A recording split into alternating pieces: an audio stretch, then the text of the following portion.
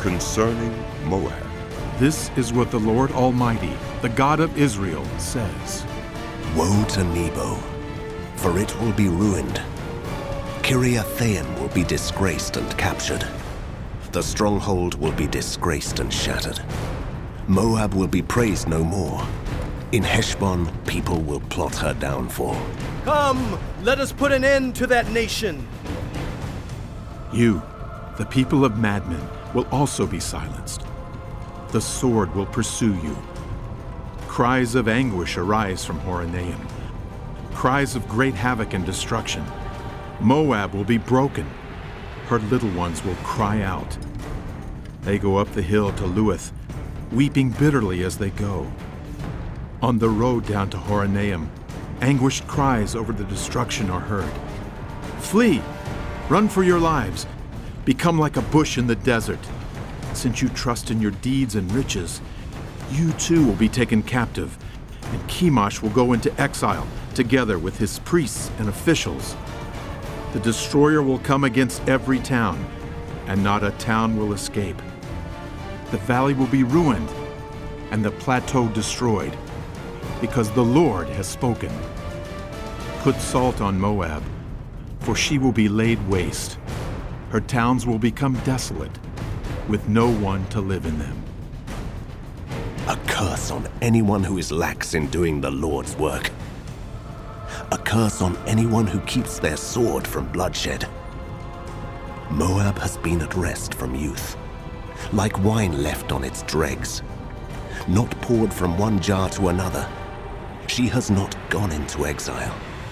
So she tastes as she did, and her aroma is unchanged. But days are coming, declares the Lord, when I will send men who pour from pitchers, and they will pour her out. They will empty her pitchers and smash her jars. Then Moab will be ashamed of Chemosh, as Israel was ashamed when they trusted in Bethel. How can you say, We are warriors, men valiant in battle? Moab will be destroyed and her towns invaded. Her finest young men will go down in the slaughter, declares the King, whose name is the Lord Almighty. The fall of Moab is at hand. Her calamity will come quickly. Mourn for her, all who live around her. All who know her fame say, How broken is the mighty scepter! How broken the glorious staff! Come down from your glory and sit on the parched ground, you inhabitants of daughter Dibon. For the one who destroys Moab will come up against you and ruin your fortified cities. Stand by the road and watch, you who live in Aroer. Ask the man fleeing and the woman escaping. Ask them, What has happened? Moab is disgraced, for she is shattered. wail and cry out. Announced by the Arnon that Moab is destroyed. Judgment has come to the plateau, to Holan, Jaza, and Mephaiath, to Dibon, Nebo, and Beth Diblathaim, to Kiriathaim, Beth Gamul, and Beth Maon, to Kirioth and Bozrah, to all the towns of Moab, far and near. Moab's horn is cut off. Her arm is broken, declares the Lord. Make her drunk, for she has defied the Lord. Let Moab wallow in her vomit. Let her be an object of ridicule. Was not Israel the object of your ridicule? Was she caught among thieves, that you shake your head in scorn whenever you speak of her? Abandon your towns and dwell among the rocks, you who live in Moab. Be like a dove that makes its nest at the mouth of a cave. We have heard of Moab's pride. How great is her arrogance, of her insolence, her pride, her conceit, and the haughtiness of her heart. I know her insolence, but it is futile, declares the Lord. and her boasts accomplish nothing. Therefore I wail over Moab, for all Moab I cry out. I moan for the people of Kir-Hareseth. I weep for you as Jazer weeps, you vines of Sibmah. Your branches spread as far as the sea. They reached as far as Jazer.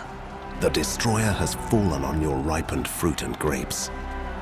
Joy and gladness are gone from the orchards and fields of Moab. I have stopped the flow of wine from the presses.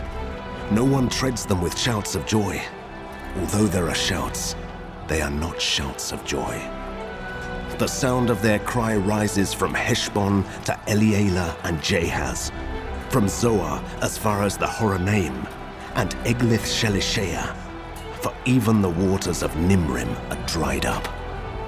In Moab, I will put an end to those who make offerings on the high places and burn incense to their gods, declares the Lord. So my heart laments for Moab like the music of a pipe. It laments like a pipe for the people of Kir-Hareseth. The wealth they acquired is gone.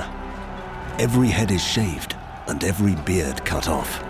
Every hand is slashed, and every waist is covered with sackcloth. On all the roofs in Moab and in the public squares, there is nothing but mourning, for I have broken Moab like a jar that no one wants, declares the Lord. How shattered she is, how they wail, how Moab turns her back in shame. Moab has become an object of ridicule, an object of horror to all those around her. This is what the Lord says. Look, an eagle is swooping down, spreading its wings over Moab. Kerioth will be captured and the strongholds taken. In that day, the hearts of Moab's warriors will be like the heart of a woman in labor. Moab will be destroyed as a nation because she defied the Lord. Terror and pit and snare await you, you people of Moab, declares the Lord. Whoever flees from the terror will fall into a pit. Whoever climbs out of the pit will be caught in a snare. For I will bring on Moab the year of her punishment, declares the Lord. In the shadow of Heshbon, the fugitives stand helpless. For a fire has gone out from Heshbon, a blaze from the midst of Sihon. It burns the foreheads of Moab, the skulls of the noisy boasters. Woe to you, Moab! The people of Chemosh are destroyed. Your sons are taken into exile, and your daughters into captivity.